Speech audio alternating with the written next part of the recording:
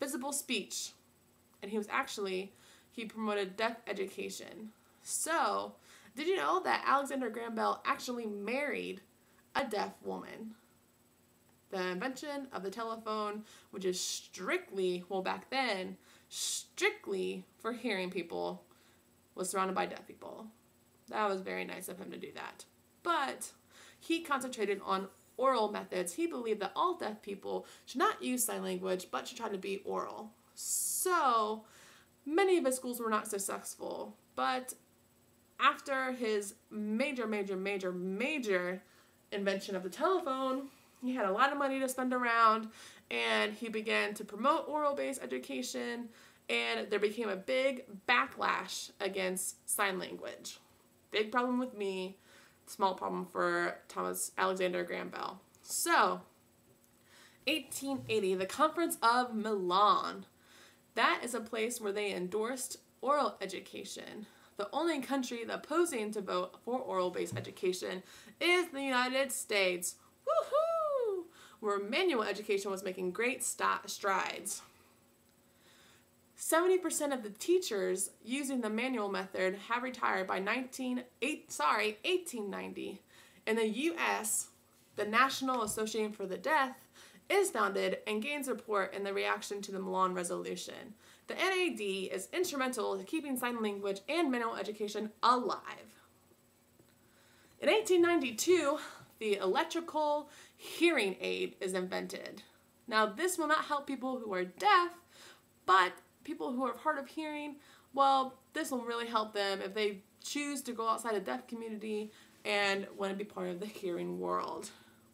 Now we're on to sports band. 1880 to 1920s, deaf players change baseball and football. In 1901, there was a baseball player by the name of Dummy Hoy. Nice name. He was a deaf baseball player. He actually was the one that introduced the first Grand Slam. Umpires had hand signals developed so that Hoy could see strike called from the outfield. In the 1920s, Gallaudet University's football team keeps its play a secret by hiding signed instructions in a huddle formation. Soon, other teams are huddled up and a football tradition is born. 1910 to 1950, deaf employment skyrockets. Since deaf people weren't allowed to go to war during World War I and World War II, well, they needed something to do in between the times. So many of them work for the labor shortages because the new job opportunities skyrocketed for deaf people. Many take manufacturing jobs in new deaf communities, such as one base of the Goodyear plant in Akron, Ohio. Meanwhile, in Europe, entire companies of deaf soldiers take up arms. In the field, commands are given using special signals that can be seen at a distance. 1964, phone for the deaf invented. Robert Leitzbrecht.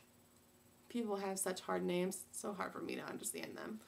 Who is deaf? Invents the teletypewriter, TTY, which enables deaf people to use phone lines to call each other and type out their conversations. In 1964, oral deaf education labeled failure finally let deaf people have their culture and their language. But oral deaf education concludes that it has been a dismal failure. Many in the deaf community applaud this report and look at it as a long overdue acknowledgement. And they are right, in my own opinion, but what am I doing? I'm just a hand. 1970s, total communication leads to mainstreaming. So, there's two education methods that converge.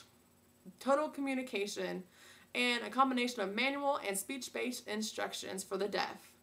So, they have all these laws passed requiring handicapped children to be provided with free and appropriate education, allowing many to be mainstreamed in regular public schools.